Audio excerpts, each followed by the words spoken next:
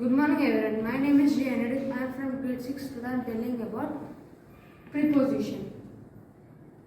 A preposition shows the relationship between a noun and pronoun and some other words in a sentence. A preposition gives information such as direction, time and place.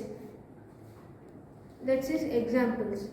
About, between, of, across, beyond, onto, after, but, out of. Let's see some more examples. A book is on a table. On is preposition. There are in the jar. In is preposition. An aeroplane is flying above the house. Above is preposition. Thank you.